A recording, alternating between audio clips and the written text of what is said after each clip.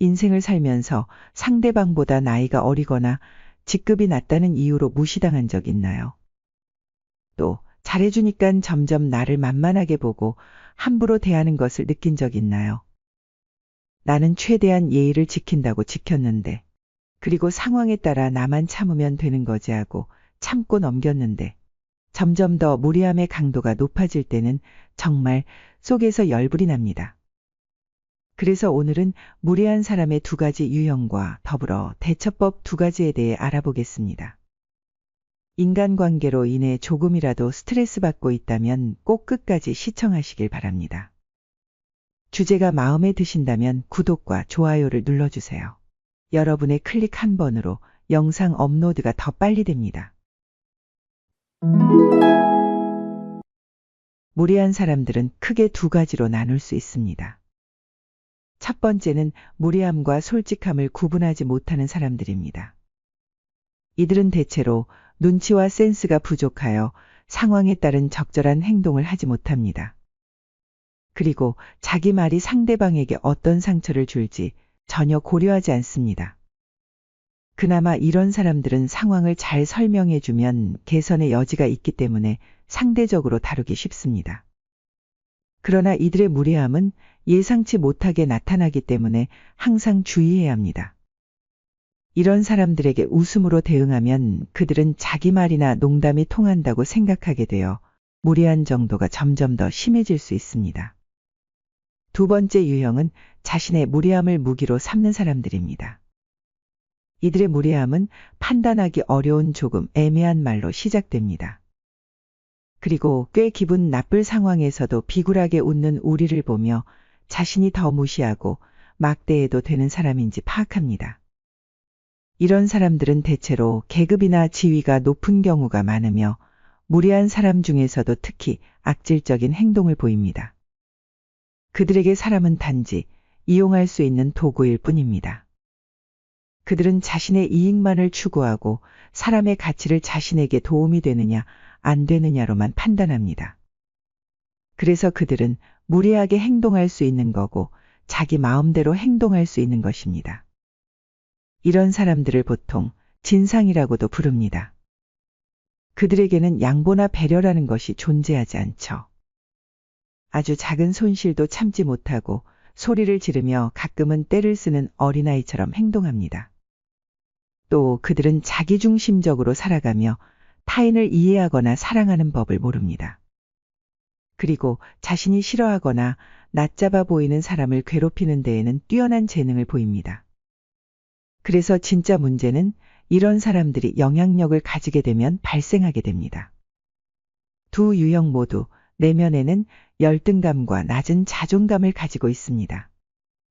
그래서 남을 깎아내려야만 자신이 우위로 올라갈 수 있다고 생각합니다. 또한 주변 사람의 입장에 대해 배려하지 않습니다. 즉 공감 능력이 현저히 떨어집니다. 공감 능력은 지능과 직결되어 있습니다. 그러므로 그들의 지능 수준 또한 낮다는 것을 의미합니다.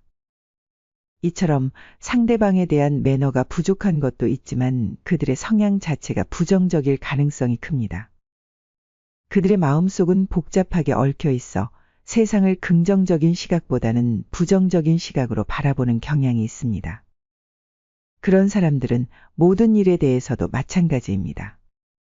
같은 상황을 경험하더라도 어떤 사람은 작은 행복을 쉽게 찾아낼 수 있지만 무례한 사람들은 그런 감정을 느끼지 못하는 경우가 많습니다.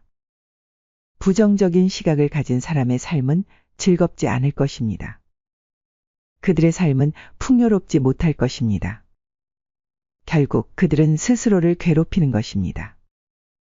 이는 얼마나 불쌍한 일인가요? 그들은 단지 당신에게 자신들의 열등감을 보여주는 사람일 뿐입니다. 그러므로 이런 사람 주변에는 제대로 된 사람이 남아있지 않을 가능성이 큽니다.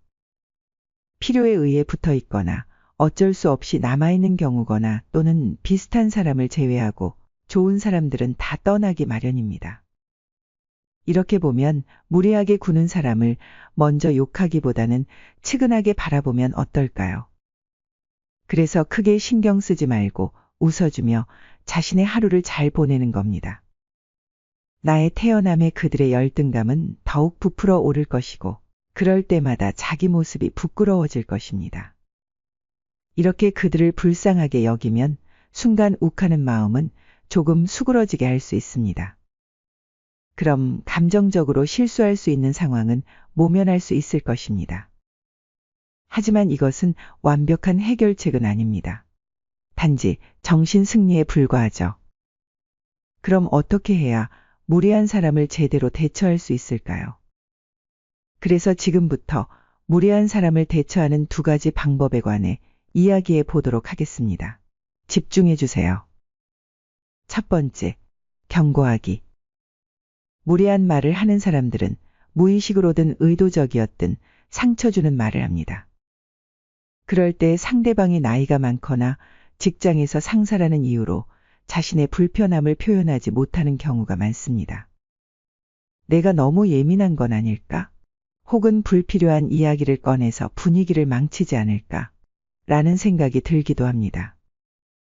그러나 이런 식으로 자신의 불편함을 표현하지 않으면 상대방은 절대로 내 기분을 알지 못하고 자신이 나를 무례하게 대했다는 사실조차 인지하지 못합니다. 이런 상황이 반복되면 결국 나만 상처받게 됩니다. 상대방이 잘못을 저질렀음에도 불구하고 내 기분만 나빠지는 것입니다. 나를 무시하고 막말하는 사람 때문에 이런 기분을 느끼는 것은 억울한 일입니다. 사실 우리 사회에서는 나이가 많은 사람에게 예를 갖추는 것이 기본적인 도리로 여겨집니다. 이는 당연히 지켜야 하는 의무이지만 나이가 많다고 해서 모두가 그에 상응하는 인품을 갖추고 있는 것은 아닙니다. 나이에 비해 행동이 미숙한 어른도 많고 나이가 많다는 것을 권력으로 여기고 무리하게 행동하는 사람도 많습니다. 그런 사람들에게까지 예를 갖추며 해야 할 말을 하지 못하는 것이 옳은 것일까요? 이럴 때 우리는 무례함에 대해 자신만의 방식으로 표현할 수 있어야 합니다. 상대방이 어떤 행동을 했는지 그 행동이 나에게 불쾌함을 주었다는 것을 암시하거나 장난스럽게 농담하면서 상대방을 당황하게 하는 정도면 충분합니다. 말은 글과는 다르게 순식간에 사라져 버리기 때문에 그 상황이 지나가면 증거조차 남지 않습니다. 결국 피해자에게 남는 것은 분노와 상처뿐입니다. 그래서 무례한 사람에게 대처하는 가장 중요한 방법은 현행범을 잡는 것입니다.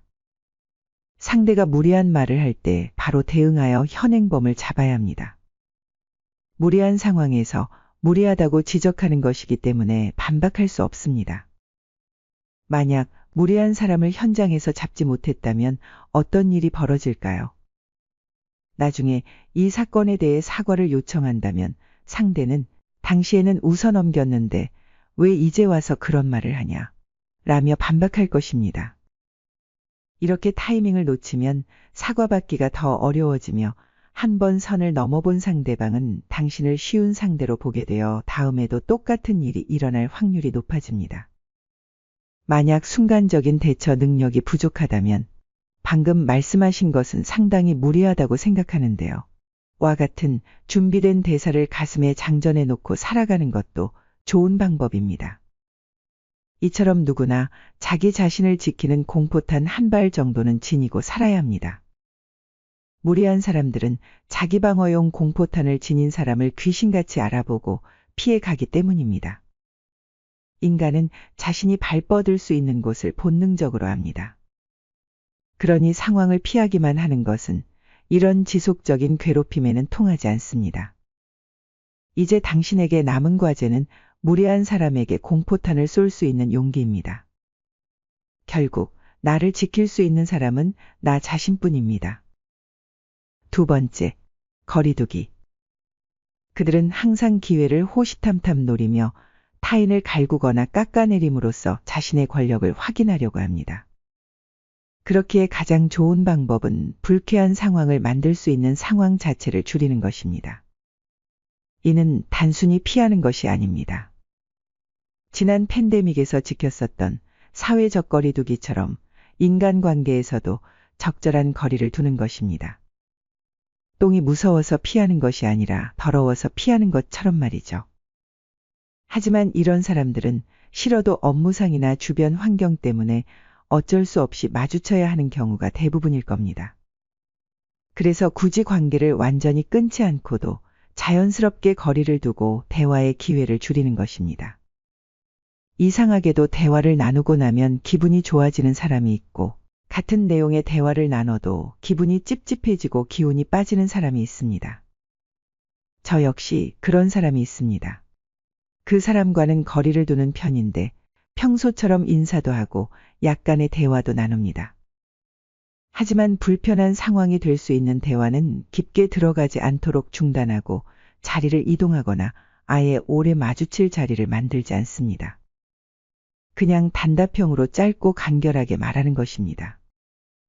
특히 그들에게는 아무리 사소한 것이라도 나에 대한 개인적인 이야기는 절대로 하지 않습니다.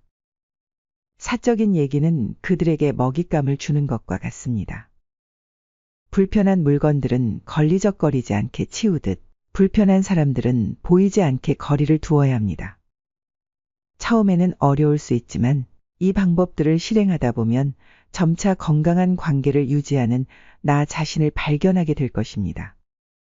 확실한 건 인간관계 속에서 친절한 사람이 되는 것은 분명히 좋은 일입니다. 그러나 무례한 사람에게까지 친절을 베풀 필요는 없다는 것입니다. 한쪽에서만 노력하는 관계라면 너무 힘들게 노력하지 않아도 괜찮습니다. 조금 뒤로 물러나면 여전히 나를 기다려주는 관계도 있으니까요. 나는 너무 친절한 사람이라 상처를 받는 거야 라고 생각하지 않았으면 좋겠습니다. 많은 사람에게 친절을 베푸는 우리는 마음이 따뜻한 사람들이기 때문입니다. 다양한 관계를 맺으며 배운 것 중 오래도록 마음에 새기고 있는 한 가지가 있습니다. 내가 베푼 친절이 상대방으로부터 무례함으로 돌아온다면 그 관계를 다시 한번 재평가해 봐야 한다는 것. 때로는 포기해야 할 관계도 있다는 것입니다. 나를 소중히 생각해 주는 사람들은 내가 베푼 친절을 곱절로 보답해 줍니다. 나의 상황이 힘들어져서 관계에 소홀해져도 항상 나를 이해해 주고 언제나 내 곁에 있어 줍니다. 저는 이렇게 사람들을 통해 삶을 배우고 소중한 사람들과 함께 살아가고 있습니다. 그래서 오늘도 친절한 마음을 가지고 친절한 사람으로 살아가려 합니다. 그러니 세상에 친절한 마음을 가진 사람들이 상처받지 않고 그 따뜻한 마음을 계속 유지하며 살아갈 수 있기를 바랍니다. 구독과 좋아요는 사랑입니다. 끝까지 시청해 주셔서 감사합니다.